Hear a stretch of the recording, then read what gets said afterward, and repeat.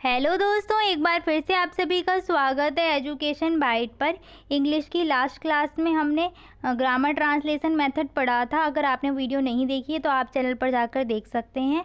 और हमने साथ साथ जो भी मेथड आपके इस सेमेस्टर के लिए इम्पॉर्टेंट है वो मेथड देख लिए थे। ठीक है, आज हम उसी में आपका डायरेक्ट मेथड स्टार्ट कर रहे हैं। इसके बारे में पढ़ेंगे आज हम। सबसे पहले इस मेथड के नेम देख लेते हैं, कौन कौन से अन्य नाम हैं इसके जिनसे जाना जाता है ये। सबसे पहला है आपका नेचुरल मेथड। ठीक है, ऑब्जेक्टिव क्वेश्चन में पूछा भी जा सकता है कि कौन से मेथड को नेचुरल मेथड बोलते हैं, तो वो आपका डायरेक्ट मेथड ही होता है। ठीक है, दूसरा इसका नाम है रिफॉर्म्ड मेथड। नेक्स्ट है एंटी ग्रामर ट्रांसलेशन मेथड। ठीक है, जैसे आपका ग्रामर ट्रांसलेशन मेथड के नाम क्या थे, क्लासिकल मेथड था, ट्रेडिशनल मेथड था, वैसे ही इसके नाम दिए गए हैं। ठीक है, डेवलप्ड बाय यानी कि किसने इसको डेवलप किया है, तो इसका हो जाएगा मैक्सिमिलियन बर्लिज। ठीक है, अब ये मेथड है क्या, तो जैसा कि बताया है एंटी ग्रामर ट्रांसलेशन मेथड, यानी कि ग्रामर ट्रांसलेशन मेथड का ये अपोजिट मेथड होगा। ठीक है, वहाँ पर ट्रांसलेट करते हुए चीज़ों को समझाते थे, यहाँ पर ट्रांसलेट नहीं करेंगे। ठीक है, वहाँ पर मदर टंग का यूज़ करते थे। ठीक है, ट्रांसलेट किस में करते थे, मदर टंग में या नेटिव लैंग्वेज में, लेकिन यहाँ पर वो भी नहीं किया जाएगा। यहाँ पर टारगेट लैंग्वेज का ही सिर्फ और सिर्फ यूज़ करेंगे, मदर टंग का यूज़ बिल्कुल भी नहीं कर सकते हैं। ठीक है, ये मान लो मदर टंग का यूज़ किया तो फाइन पड़ जाएगा। ठीक है, मदर टंग का यूज़ नहीं करना है, सिर्फ और सिर्फ टारगेट लैंग्वेज का यूज़ करेंगे। ठीक है, तो फर्स्ट पॉइंट देख लेते हैं क्या है, a method of teaching a foreign language, यानी कि फॉरेन लैंग्वेज की टीचिंग का method using only target language. केवल किसका यूज़ करेंगे, टारगेट लैंग्वेज का यूज़ करते हैं। ठीक है, and without emphasis on the study of grammar, और इसमें किस पे बल नहीं दिया जाता है, किसके बिना, किस पे बल देते हुए, ग्रामर के स्टडी पर बिना जोर देते हुए या बिना बल देते हुए हम फॉरेन लैंग्वेज को सिखाते हैं। ठीक है, उस लैंग्वेज की ग्रामर पर ज़्यादा जोर नहीं दिया जाता है। ठीक है, यहाँ पर नेक्स्ट पॉइंट भी मैंने लिख दिया है, विदाउट ट्रांसलेशन, यानी कि बिना ट्रांसलेशन के। ठीक है, आपका जो ग्रामर ट्रांसलेशन मेथड था उसमें क्या था, ग्रामर का यूज़ होता था। सबसे पहले तो ग्रामर के रूल्स ही बताए जाते थे।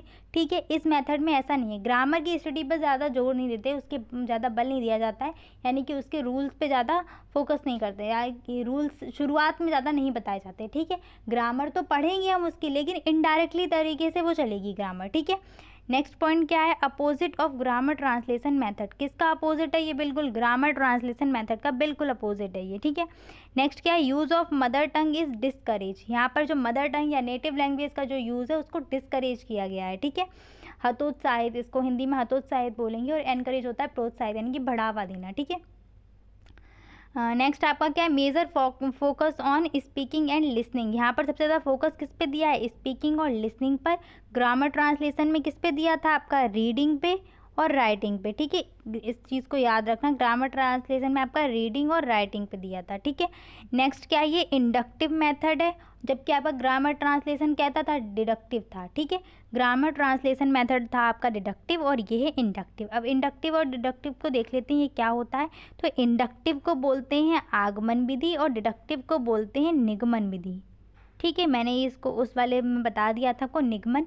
अब होता क्या है, इंडक्टिव आप आगमन से समझ रहे होंगे, इसमें किस कैसे चलते हैं, एग्जाम्पल टू रूल चलेंगे। ठीक है, पहले एग्जाम्पल देंगे फिर हम आएंगे रूल पर। जैसे इस मेथड में क्या होता है, आपका बच्चे को क्या है, ग्रामर के रूल नहीं बताए जाते, वो शुरुआत में क्या है, जैसे नेमिंग वर्ड चल रहा है आपका, राम मोहन श्याम ऐसे चल रहा है। ठीक है, बच्चा इनको सीखेगा, ये समझ जाएगा ये नेमिंग वर्ड है, बाद में उसको ये समझ में आया कि नेमिंग वर्ड, अच्छा नेमिंग वर्ड क्या होते हैं, नाउन होते हैं। ठीक है, इस तरीके से।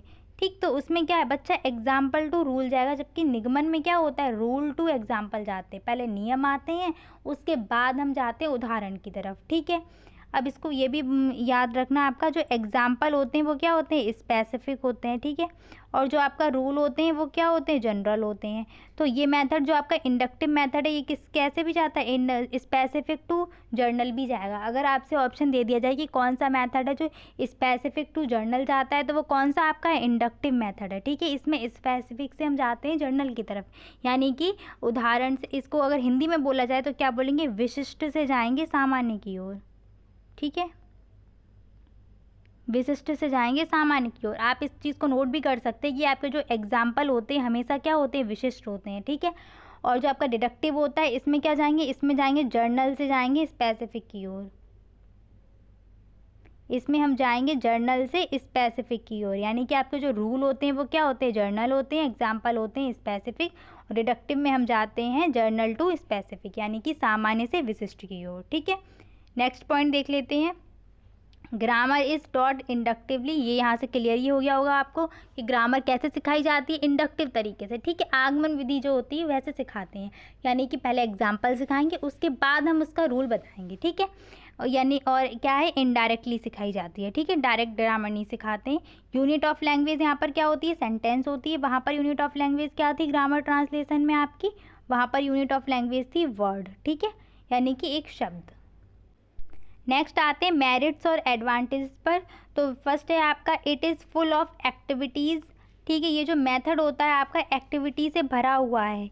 इस मेथड में क्या करता है टीचर, उसे जो भी पढ़ा रहे हैं, जो भी समझा रहा है चीज़ें, उसके वहाँ पर वो पिक्चर और या इमेजेस भी यूज़ करेगा उसकी। ठीक है, तो इससे क्या होता है, बच्चों को आसानी होती है सीखने में। ठीक है, इसलिए ये मेथड जो है आपका क्या है, एक्टिविटी से भरा हुआ है। एक्टिविटी बहुत करवाई जाती है इसमें। ठीक है, after finish the lesson question answer exercise done. ठीक है, जो चैप्टर है या जो भी लेसन है वो ख़त्म होने के बाद क्या करते हैं कि क्वेश्चन आंसर एक्सरसाइज ये सब कुछ करवाई जाती हैं। ठीक है, नेक्स्ट क्या है, the focus is on oral practice. ठीक है, तो इसमें सबसे ज़्यादा फोकस किस पे किया गया, स्पीकिंग पे। तो स्पीकिंग यानी कि ओरल प्रैक्टिस, मौखिक अभ्यास बोलेंगे इसको हिंदी में, मौखिक अभ्यास। ओरल मीन्स मौखिक, प्रैक्टिस मीन्स अभ्यास। ठीक है, इस पे सबसे ज़्यादा फोकस किस पे किया गया है आपका, मौखिक अभ्यास यानी कि स्पीकिंग पे किया गया है। इसलिए बच्चे में क्या होगा, देयरफॉर यानी कि इसलिए प्रोनाउंसिएशन इम्प्रूव। ये भी मैं बताया भी था मैंने कि जब बच्चा बोल पाएगा, अच्छे से स्पीकिंग करेगा, तो क्या होगा, उसका प्रोनाउंसिएशन अच्छा हो जाएगा। ठीक है,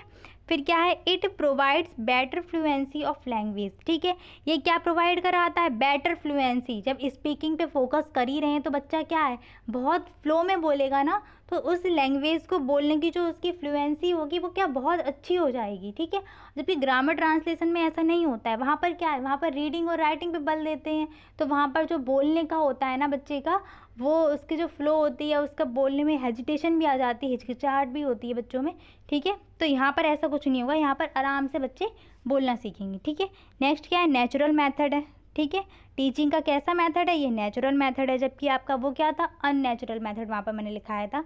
क्यों, वहाँ पर क्या था, सबसे पहले रीडिंग और राइटिंग पे ही बोला था, यहाँ पर क्या है, स्पीकिंग और लिसनिंग पे है। ठीक है, यानी कि लिसन करेगा फिर स्पीक करेगा। ठीक है, तो LSRW जो मैंने सिखाया था आपको, ठीक है, लिसनिंग, स्पीकिंग, रीडिंग, राइटिंग, तो ये उसको फॉलो करता है। ठीक है, नेक्स्ट क्या है, teacher teach about the thing by showing its picture to the students. ठीक है, टीचर कैसे टीच करते हैं, टीचर सिखाते हैं अबाउट द थिंग के बारे में, वो कैसे बताएंगे, जो भी चीज़ पढ़ा रहे हैं उसके बारे में बताने के लिए वो क्या करते हैं, बच्चों को उस चीज़ की पिक्चर दिखाते हैं या उस चीज़ की कोई इमेज दिखाएंगे।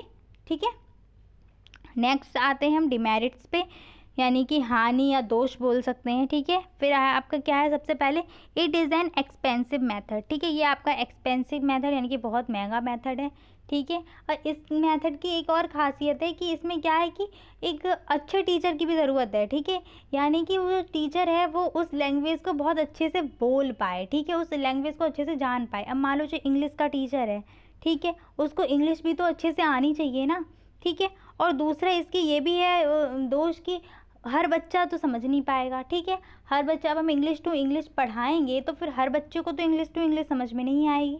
ठीक है, अपने इंडिया में तो मतलब इंडिया क्या, जो भी अपने हिंदी मीडियम के स्कूल मान लो, तो वहाँ पर क्या है, इंग्लिश टू इंग्लिश तो समझ नहीं आनी, तो वहाँ पर आपका जो ट्रांसलेट करके ही बच्चों को समझ में आएगा। ठीक है, तो फिर आपका नेक्स्ट देख लेते हैं इसका, other skills namely reading and writing are ignore. ठीक है, इसमें रीडिंग और राइटिंग को क्या करते हैं, इग्नोर करते हैं। किस पे फोकस करते हैं, स्पीकिंग पे करते हैं।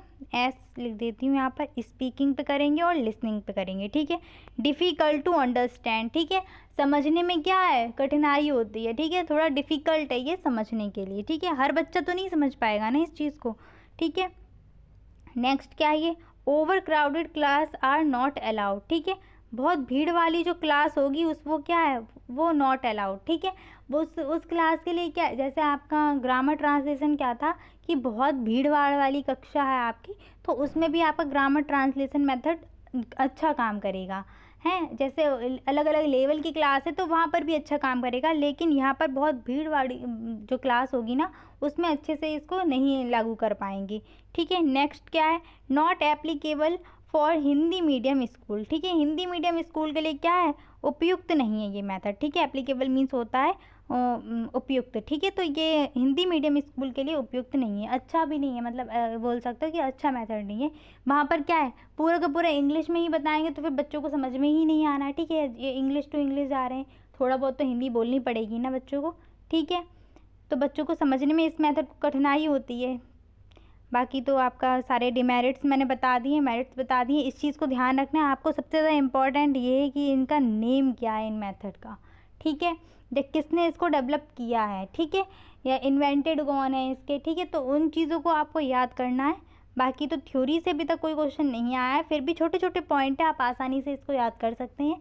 आपके 2 मेथड हो चुके हैं, एक ग्रामर ट्रांसलेशन मेथड था और एक आपका डायरेक्ट मेथड। ठीक है, नेक्स्ट क्लास में मिलेंगे बाइलिंगुअल मेथड के साथ। ठीक है, thanks for watching and please like, share and subscribe my channel. Bye bye, take care.